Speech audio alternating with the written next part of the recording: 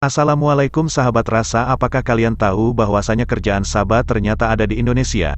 Apakah ini benar atau salah? Coba kota simak bersama-sama, jangan sampai kelewatan video ini. Semenjak direndahkan sebagai bangsa inlander kelas sampah, disposable Aceh, sejak disahkannya Burgerlijk Wetboek 1847, pribumi Nusantara dianggap bagian dari ras terbelakang hasil evolusi hewan primata jenis kera. Temuan Du Bois akan fosil manusia Sangiran, Pithecanthropus erectus, makin menguatkan argumen bahwa kaum inlander adalah keturunan kera. Bahkan setelah merdeka pun, label stigmatik inlander bodoh, malas, terbelakang, primitif, yang permisif dan selalu tersingkir dalam menghadapi tantangan kehidupan karena tidak mampu menghadapi persaingan. Inlander hanya mampu hidup sebagai babu, jongos, kacung, kuli, gedibal, tukang, manol, del pekerjaan rendahan. Di tengah kedudukan rendah sebagai bangsa bodoh, para ilmuwan menemukan fakta tentang reruntuhan situs purbakala berusia 14.500 tahun, yang 2 kali lebih tua dibanding situs Mesir, Sumeria, Babilonia, Cina, Sungai Indus, yang terkait dengan temuan fosil manusia purba tertua berusia 1,5–2,5 juta tahun. Awal abad pertama Masehi, terbentuk kalender surya sengkalat solar, candra sengkala, lunar, dan pranata mangsa, musim, yang digunakan hingga era milenial sekarang ini.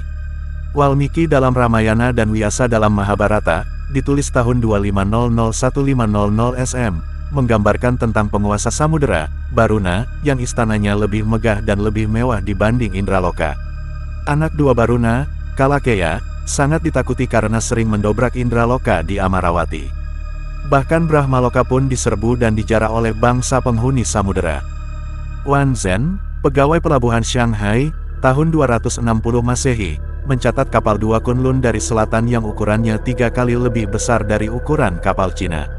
Para arkeolog terkagum-kagum menemukan situs kuno Borobudur, Prambanan, Candi Sewu, Ratu Boko, Mendut, Gedong Songo, Candi Sari, Badut, Jago, Penataran, Del, bukti tingginya ilmu teknik sipil dan arsitektur di Nusantara. Penetapan Kitab Undang 2 Hukum Positif era Kalingga abad Vel Masehi yang dilanjut era Singhasari, Majapahit, Demak hingga Mataram adalah fakta tak tersanggah tentang tingginya peradaban Nusantara.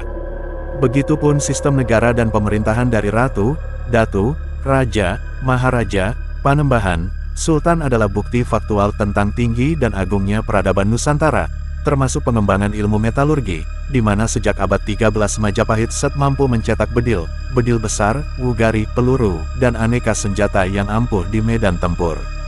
Meski fakta peradaban Degen sisa-sisa situs adalah bukti betapa tinggi kecerdasan bangsa pribumi Nusantara, tapi pandangan stigmatik yang secara sistematik menempatkan pribumi sebagai inlander bodoh, pemalas, primitif, selalu kalah, bermental budak, tunduk kepada bangsa asing, tidak merubah simpulan apapun. Situs kuno Borobudur, mustahil dibikin pribumi. Itu dibuat Nabi Sulaiman, Bani Israel, meski tidak ada bukti situs sehebat Borobudur di Israel. Majapahit dan Gajah Mada pun, bukanlah kerajaan pribumi karena pribumi adalah inlander goblok, bodoh, pekok, pandir, dungu, longor, tolol, idiot. Pribumi wajib tunduk kepada bangsa asing atau keturunan asing. Anehnya, keharusan jadi bangsa tolol itu diamini dan didukung oleh pribumi 2 yang memang tolol. Lepas dari klaim 2 tentang kecerdasan bangsa asing dan ketololan ras Nusantara, sebuah keniscayaan yang tidak bisa disanggah adalah prestasi yang berhasil dicapai oleh anak 2 bangsa yang distigma tolol wal bahlul minal idiot ini dalam ilmu pengetahuan.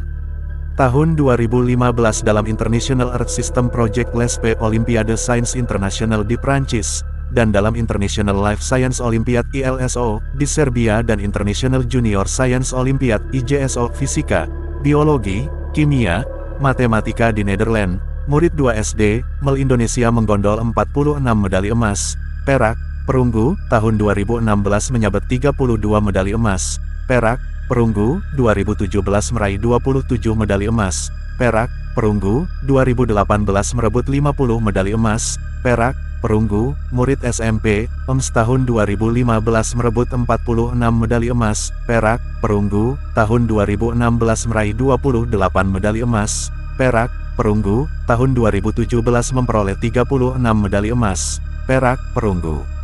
Loh, mana prestasi anak 2 Belanda? Anak dua timur asing yang klaim sebagai ras unggul.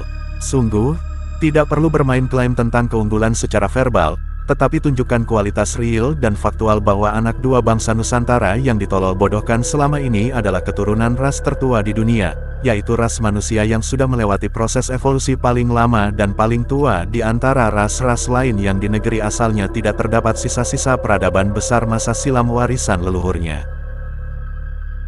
Ya, itulah sahabat rasa penjelasan tentang Nabi Sulaiman dengan negeri Saba yang dijelaskan oleh Prof. Kiai Haji Agus Sunyoto. Terima kasih telah menyimak video ini. Terus dukung channel ini. Wassalamualaikum warahmatullahi wabarakatuh.